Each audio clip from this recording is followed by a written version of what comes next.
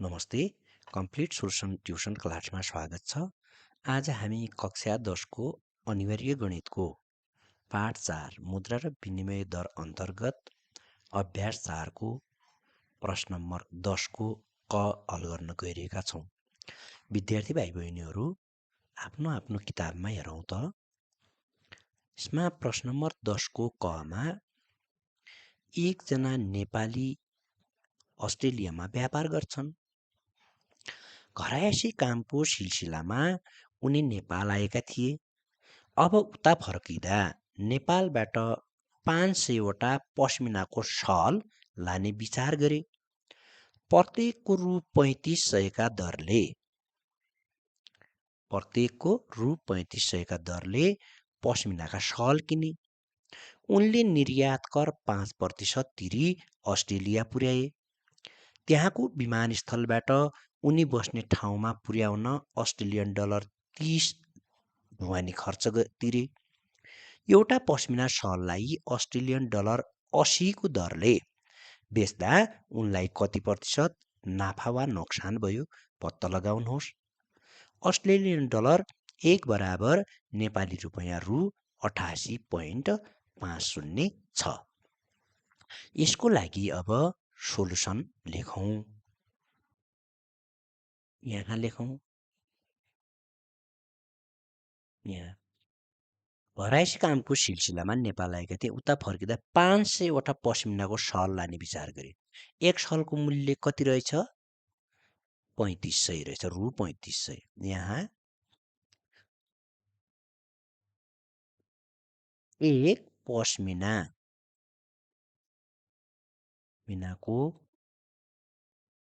सलको क्रय मूल्य बराबर कति रहेछ त? रु 3500 रहेछ। उसले जम्मा कतिवटा सल किनेको? 500 वटा सल किनेको। त्यसैले देयरफोर 500 वटा पश्मिनाको सलको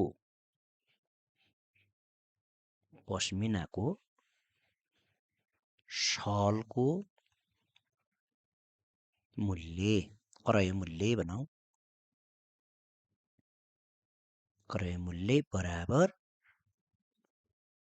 रु 3500 त एउटा पश्मिनाको सलको मूल्य हो, तर उसले 500 किनेको हुनाले गुणा 500 गरौँ यहाँनिर।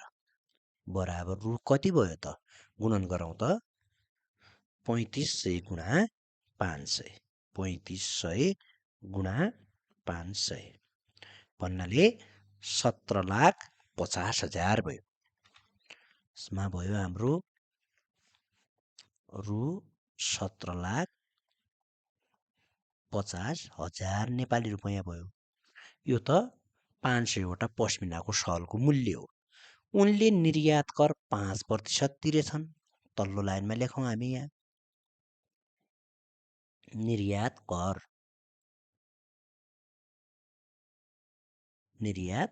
कर बराबर 5%।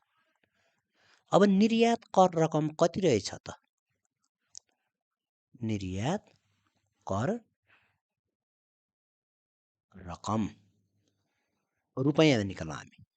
बराबर यो 17,50,000 को 5% है, रु 17,50,000 को 5%। हिसाब गरौँ यसलाई। बराबर रु 17,50,000 को भनेको ठाउँमा गुणा 5 काम हुने यो प्रतिशत भयोलाई हटाउनको लागि 100ले भाग गर्नुपर्छ। कति भयो त हिसाब गरौँ न। बराबर रु एउटा शून्यले एउटा शून्य काटियो, अर्को शून्यले अर्को शून्य काटियो। अब यो 17,500लाई 5ले गुणन गरौँ। गर्नुहोस् न। 17,500 गुणा 5 गरौँ। 87,500। 17,500लाई 5ले गुणन गर्यो भने 87,500 87,500 चाहिँ उसले के तिरेछ? निर्यात कर तिरेछ। त्यसपछि के छ फेरि हेरौँ। उसले के भनेको छ? त्यहाँको विमानस्थलबाट उनी बस्ने ठाउँ पुर्याउन अस्ट्रेलियन डलर 30 ढुवानी खर्च गरेछ। तल लेखौँ, ढुवानी खर्च लेखौँ तल। ढुवानी खर्च बराबर अस्ट्रेलियन डलर 30 खर्च गरेछ। अब यो अस्ट्रेलियन डलरलाई नेपाली रुपैयाँमा लैजाउँ। हामीले माथिका सबै हिसाबहरू नेपाली रुपैयाँमा गरेका छौँ, त्यसैले यसलाई पनि हामी नेपाली रुपैयाँमा हिसाब गरौँ। 1 अस्ट्रेलियन डलर बराबर कति रहेछ? 1 अस्ट्रेलियन डलर बराबर नेहरू 88 रुपैयाँ 50 पैसा रहेछ। भने यो 30 अस्ट्रेलियन डलरको कति भएछ? 1 अस्ट्रेलियन डलर 1 बराबर 88.50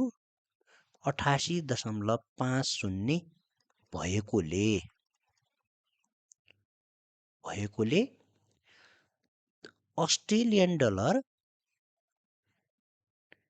30 बराबर कति होला त? 1 को चाहिँ 88 रुपैयाँ 50 पैसा छ भन्यो भने 30 को कति होला? बढी होला नि। त्यसैले गुणन गरौँ। रु 88.50 गुणा 30 गरौँ। कति रुपैयाँ भयो त? हेर्नुहोस् त। रु गुणन गरौँ त्यसलाई पनि। 88.50 गुणा 30 बराबर 2655 रु कति खर्च गरेछ यसले? रु 2655 नेपाली त्यो पनि खर्च गरेछ उसले। अब जम्मा कति लगानी भयो त त्यसो भए पस्मिनाको सलमा? देयरफोर 500 वटा पस्मिनाको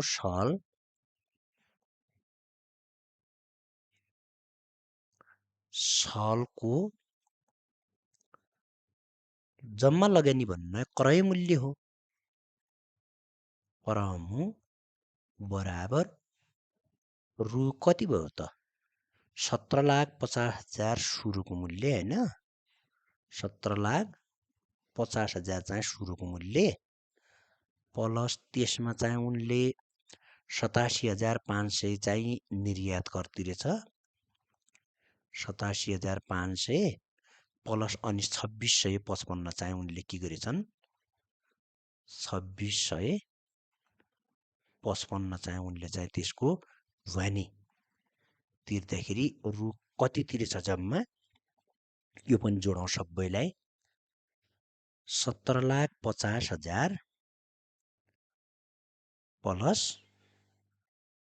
87,500 प्लस 2,655 भनेको 18,40,155 रु 18,40,155 चाहिँ यो सलमा खर्च गरेछ भनेको त्यो सलको क्रय मूल्य भयो। अब कतिमा बेच्यो त उसले? तल्लो लाइनमा एकवटा सलको विक्रय मूल्य बराबर कति छ त? यो माथि हेरौँ त एकचोटि प्रश्नमा। यसमा के छ भने एउटा पस्मिनाको सललाई अस्ट्रेलियन डलर 80 को दरले बेच्दा 80 को दरले बेचेछ अस्ट्रेलियन डलर। एक सलको विक्रय मूल्य बराबर अस्ट्रेलियन डलर 80 मा बेचेछ। देयरफोर उसले बेचेको कति सल हो? 500 वटा हो। 500 वटा सलको विक्रय मूल्य बराबर अस्ट्रेलियन डलर 80 इन्टु 500 होला नि, बराबर कति भयो? अस्ट्रेलियन डलर 40,000 भयो। गुणन गर्नुहोस् त 80 इन्टु 500, 80 गुणा 500 भनेको 40,000 डलरमा बेचेछ। अब यो डलरलाई पनि हामी नेपाली रुपैयाँमा बदलौँ। के त यो नेपाली रुपैयाँलाई डलरमा बदलौँ या चाहिँ यो अस्ट्रेलियन डलरलाई चाहिँ नेपालीमा बदलौँ? सजिलोको लागि यो अस्ट्रेलियन डलरलाई हामी नेपाली रुपैयाँमा बदलौँ। 1 अस्ट्रेलियन डलर बराबर 88 रुपैयाँ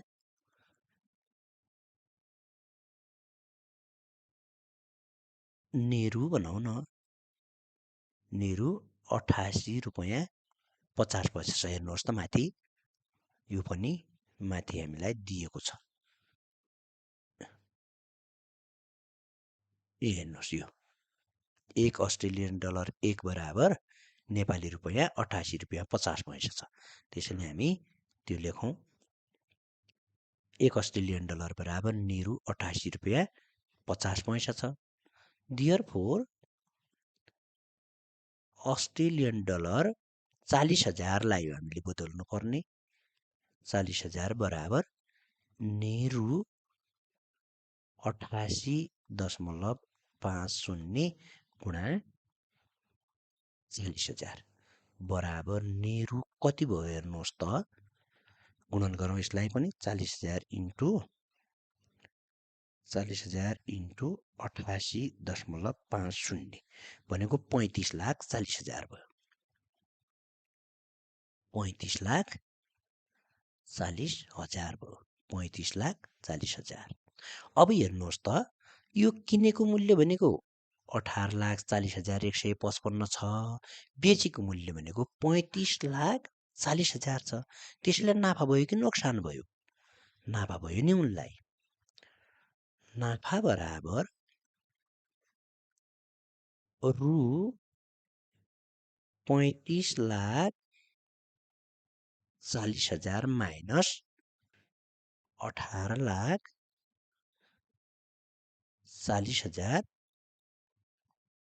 18,40,155 घटाउनुहोस् त, यसमा कति भएछ रु, कति रुपैयाँ नाफा भएछ?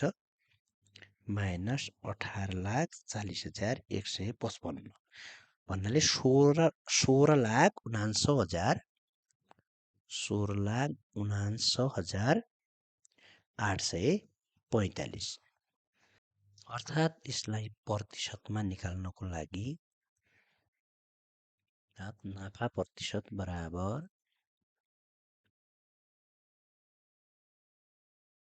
बराबर वास्तविक नाफा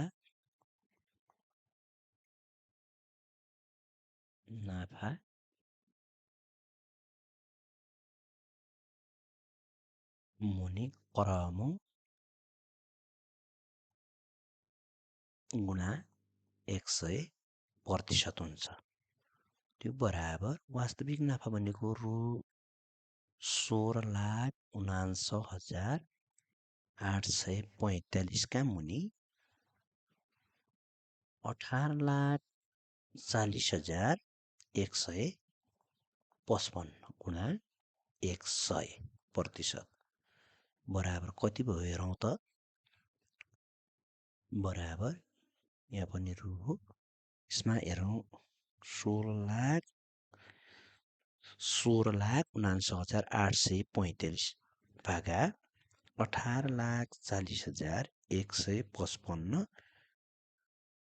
गुणा 100 बराबर 92.37। 92.37%। यो नै उसको नाफा हो, यो नै आन्सर भयो।